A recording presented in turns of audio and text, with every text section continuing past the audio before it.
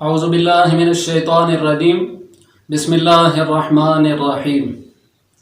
عزیز طلباء، میں assistant professor Abdul Ghaffar اسلامیات subject کے حوالے سے حاضر خدمت ہوں اور سب کو خوش آمدید کہتا ہوں۔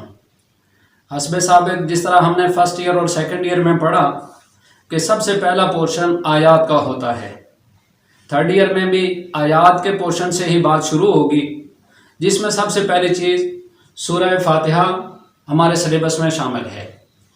آج ہم سورہ فاتحہ کا تعارف اور اس کے اسماء یعنی نام سیکھنے کی کوشش کریں گے۔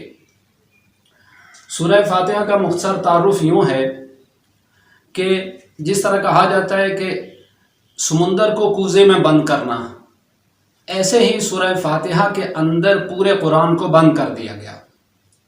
قرآن کریم کے مضامین قرآن کے اندر تین مضامین تفصیلاً آتے ہیں، مثلاً توحید، رسالت اور آخرت۔ یہی تین مضامین سورہ فاتحہ کے اندر ہیں، جیسے الحمدللہ رب العالمین، الرحمن الرحیم، یہ ہو گئی اللہ پاک کی توحید۔ مالک یوم الدین، یہ آخرت ہو گئی۔ پھر آگے صراط الذین انعمت علیہم غیر المغضوب علیہم ولا الضالین، یہ ہو گئی رسالت۔ یہی تین مضامین تفصیلاً قرآن کے اندر ہے، اس لیے کہا گیا کہ سمندر کو کوزے میں بند کرنا، یا اس لیے اس کو کہا گیا خلاصۃ القرآن۔ اسی طرح یوں بھی ہم سمجھ لیں کہ اگر کوئی کہے کہ قرآن کا خلاصہ سورہ فاتحہ ہے، تو سورہ فاتحہ کا خلاصہ بسم اللہ الرحمن الرحیم ہے، اور بسم اللہ کا خلاصہ اس کی با میں ہے، جو بہت سارے معنوں میں استعمال ہوتی ہے۔ جیسے با کا مطلب ہے استعانت، مدد طلب کرنا، ساتھ ہونا، معیت حاصل کرنا۔ بہت سارے معنوں میں بسم اللہ کی با استعمال ہوتی ہے۔ با کی تشریح کریں تو بسم اللہ ہو گئی، بسم اللہ کی تشریح کریں سورہ فاتحہ ہو گئی، سورہ فاتحہ کی تشریح کریں تو پورا قرآن ہو گیا۔ یعنی سورہ فاتحہ کا پہلا نام ہوا خلاصۃ القرآن۔ اس کا دوسرا نام ہے سبع مثانی۔ سبع آپ نے عربی میں اس کی گنتی پڑھی ہوگی، سبع کا مطلب ہوتا ہے سات، مثانی دہرائی جانے والی، یعنی سات دہرائی جانے والی۔ دو اعتبار سے اس کو سبع مثانی کہا جاتا ہے، ایک نماز کے اعتبار سے اور دوسرا نزول کے اعتبار سے۔ نماز کے اعتبار سے کیسے؟ کہ نماز کے اندر چونکہ یہ 7 آیات بار بار دہرائی جاتی ہیں، اس لیے اس کو سبع مثانی کہتے ہیں کہ 7 دہرائی جانے والی۔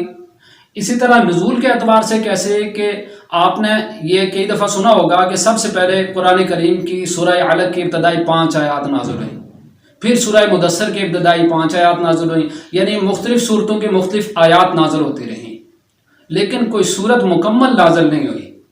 سورہ فاتحہ وہ واحد صورت ہے جو سب سے پہلے مکمل نازل ہوئی، ایک دفعہ مکہ شریف میں اور ایک دفعہ یہ مدینہ شریف میں نازل ہوئی۔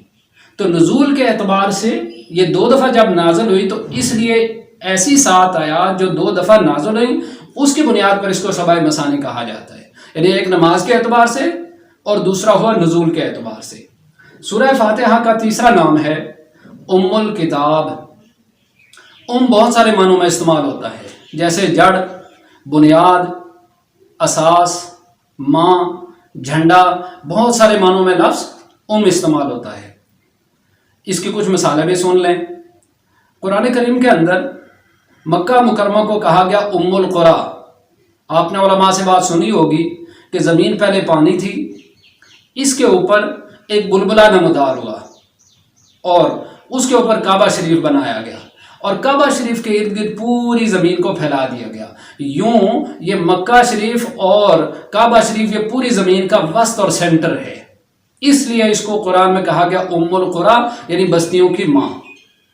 اسی طرح انسانی جسم کے اندر اس کے سر کا جو درمیانی حصہ ہے اس کو ام الرأس کہتے ہیں، یعنی سر کا درمیانی حصہ ام الرأس، اس کی مرکزیت کی وجہ سے اس کو کہتے ہیں۔ اسی طرح جھنڈے کو ام اس لیے کہتے ہیں کہ پوری فوج اس کے گرد جمع ہوتی ہے۔ تو جس طرح ان ساری چیزوں کو مرکزیت حاصل ہے، تو اس کو ام الرأس، ام الکتاب، ام القری، ام قرآن، یہ سارا کہا گیا۔ اسی طرح سورہ فاتحہ کو مضامین کے اعتبار سے مرکزیت حاصل ہے تو اس کو ام الکتاب کہا گیا۔ سورہ فاتحہ کا چوتھا نام ہے تعلیم المسئلہ یا سورہ دعا، یعنی ایسی سورت جس کے اندر سوال کرنا سکھایا گیا۔ ہم ساتھ ساتھ دعا کا اور اللہ سے سوال کرنے کا طریقہ بھی سیکھیں گے۔ ہم اللہ سے مانگتے ہیں لیکن ہمیں طریقہ نہیں آتا کہ کیسے مانگیں۔ اب مثلا سب سے پہلے آپ اپنے گھروں میں بچوں کو ہی دیکھ لیں، چھوٹا بچہ ہوتا ہے تو اس نے 10 روپے اگر لینے ہیں تو پہلے ابا جی کی تعریف کرتا ہے، آپ نے فلاں جگہ یہ لے کر دیا تھا، آپ یوں اچھے ہیں وہ اچھے ہیں، پھر اس تعریف کی بنیاد پر والد صاحب خود ہی کہتے ہیں اچھا بتاؤ آپ کیا چاہیے۔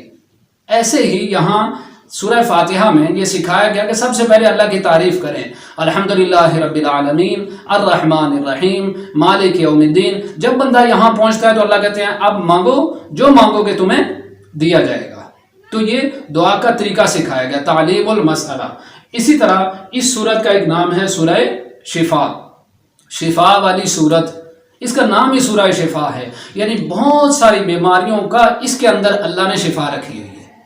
جیسے ایک میں مجرب نسخہ بھی آپ کے ساتھ شیئر کر دیتا ہوں۔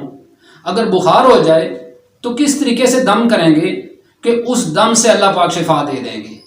جیسے اول آخر 11 دفعہ درود شریف اور درمیان میں 41 مرتبہ سورہ فاتحہ ایک ایسے طریقے کے مطابق پڑھیں کہ پانی پر دم کریں۔ کیسے پڑھنے؟ ایک طریقے کے مطابق بسم اللہ الرحمن الرحیم الحمدللہ رب العالمین، یعنی بسم اللہ کی میم کو الحمد کے لام کے ساتھ ملا کے پڑھیں گے، بے شک آگے سانس روک لیں، پھر آگے سورہ فاتحہ کے ساتھ بسم اللہ اور سورہ فاتحہ کے درمیان سانس نہیں توڑنا۔ یہ 41 مرتبہ سورہ فاتحہ اول آخر 11 دفعہ درود شریف پڑھ کے پانی پر دم کر کے بخار والے مریض کو پلائیں گے تو اللہ شفا دے دیں گے۔ یہ ایک چھوٹی سی مثال ہے۔ تو بہت ساری بیماریوں کی شفا اللہ نے اس کے اندر رکھی، اس لیے اس کو سورہ شفا بھی کہا جاتا ہے۔ اسی طرح ایک اس کا نام ہے الکنز۔ الکنز، الکنز کا مطلب ہے خزانہ۔ اللہ پاک کے عرش کے خزانوں میں سے یہ خزانہ، یہ سورت ہمیں دی گئی۔ جیسے کہا گیا سورہ فاتحہ ایسی سورت ہے جو نہ قرآن میں اور ایسی سورت کوئی ایسی ہے نہ تورات میں اتری، نہ زبور میں اتری، نہ انجیل میں اتری۔ کسی آسمانی کتاب میں، خود قرآن میں بھی ایسی سورت موجود نہیں ہے۔ یہ ایک ایسا خزانہ اس امت کو اللہ نے نبی علیہ السلام کے طفیل ہمارے تک پہنچایا۔ تو یہ اس کے بہت سارے نام ہوئے۔ آج ہم نے اس کا تعارف سیکھا۔ یہ ہمارے پہلے لیکچر کا پہلا حصہ تھا۔ اگلے حصے میں، اگلے لیکچر میں ہم انشاءاللہ سورہ فاتحہ کی تشریح شروع کریں گے۔ اللہ سمجھ اور عمل کی توفیق نصیب فرمائے۔